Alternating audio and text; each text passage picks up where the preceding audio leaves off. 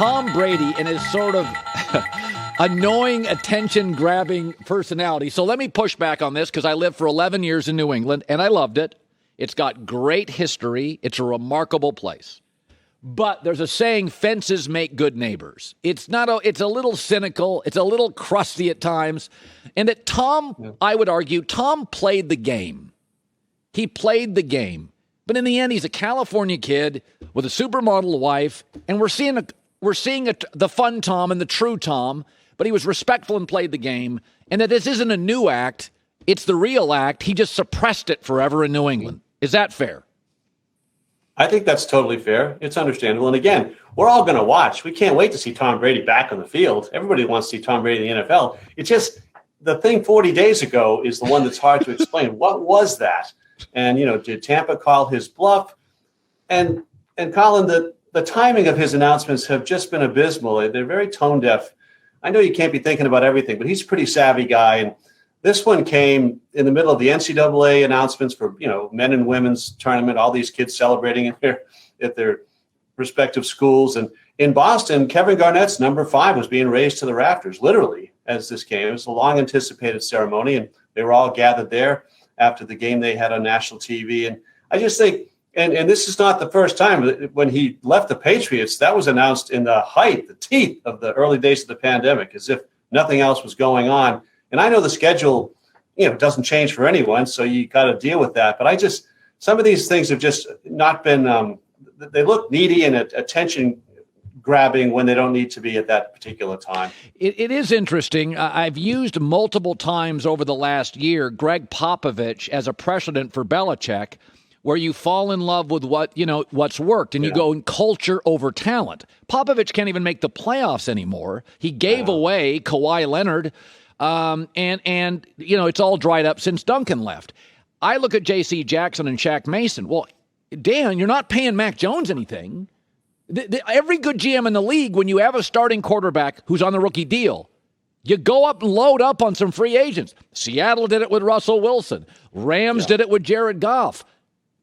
Is Belichick kind of falling in love with his culture over the reality of the NFL in 2022? It's a very fair question. I mean, to your Pop analogy, I do think in that sport, it's the players, the talent is everything. Football, the coach makes such a difference. You can make up for a lot. He's trying to do that. He's going to turn 70. He's in the quest of passing Don Shula. Probably happen in 3 or 4 years if he keeps going. They went 9-7 last year, got smoked by the Bills, but I worry about it. Like, they're sitting on their hands. I think the notion is they spent their money last summer, last offseason. And now they're kind of waiting for deals, which is kind of what they do. I don't like it. If I were a fan, I'd be, your point about the second best player and the Rosses of the Bucks and them, that's fair. They don't have those kind of names, and they've got holes in their offensive line. The linebackers got old. The defensive backfield, I mean, they need a corner. I mean, Gilmore's gone. J.C. Jackson's gone. What are they going to do? You can't do this on talent alone. It feels a little bit like the AFC's passing them by at a time when they got to get some weapons for Mac Jones.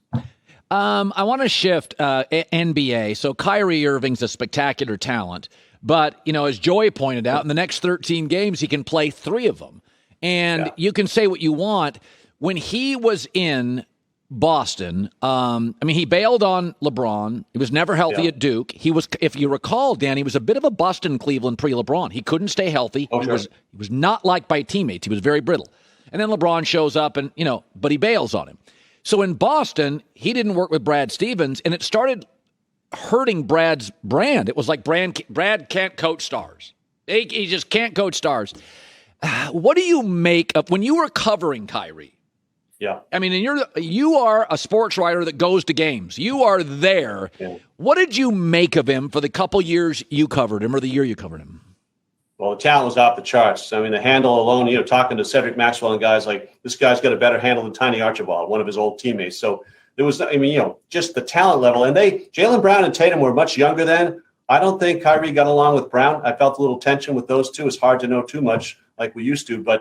And I just think that, Tatum was so young, he couldn't really, present himself the way he does now. But Kyrie had that talent. They had Hayward on the team, and he got hurt right away. But that team got to the conference finals, and Kyrie let him down, though, and people were mad at him. He promised the fans he was going to come back if they'd have him. and then he just blew out of town and tried to assemble his team in Brooklyn, which I guess he has done. I love his talent. He's a goofy guy. I mean, they played here a couple weeks ago, and he didn't do well in Boston in that game. He scored 19, but it was only his 16th game of the year. And you're talking about, I don't know, it was March. So what is that? So, they're a team no one wants to play, clearly, and he's got so much to do with that. By the way, Dan has a recent book, Wish It Lasted Forever, Life with Larry Bird and the Celtics, came out in November. I got to get to that because I have a big flight coming up in 2 months, and that's one of the ones. Yeah. That's one of the ones I'm going to read. Absolutely. I want to circle back to Tom because I have you here and I don't get you much. Yeah. This morning, I think Mac Jones is fine. You can't do anything off script. He's a less athletic to me Brady. How is viewed? We're cynical. We're media. How is Tom viewed? And I'll speak for myself. I'm cynical, probably. How is Tom viewed in New England today by fans? Is there some animosity? There is now. I mean, the last couple days weren't good for him here. When he left, it was pretty split, and you had the Bill camp and the Tom camp, and it was all that emotion. And then he went and won a Super Bowl. He kind of won that argument, the Legacy Bowl, whatever you want to call it. But Bill got him back in the playoffs last year, and then Tom retired. So we thought we were kind of going to put that to rest. But the timing of this retirement, because first of all, don't forget, Colin, he didn't mention the Patriots or the New England fans when he issued that statement 40 days ago. It was a 1,000-word statement. There was a lot in there. And that was taken as a shot at them. And in retrospect, maybe it's because he wasn't actually retiring. It wasn't time to go back over the whole arc of his career. So he could use that now. But people were put out by that. And then to have him 40 days later say it's coming back, it just comes out as a little bit needy. There's more people, I think, mad at him now than there were 2 years ago when he left. But again, everyone's going to watch him. Who wouldn't watch this? Yeah. Dan Shaughnessy, the book one more time, Wish It Lasted Forever, Life with the Larry Bird Celtics, came out in November. Go buy it. Great read.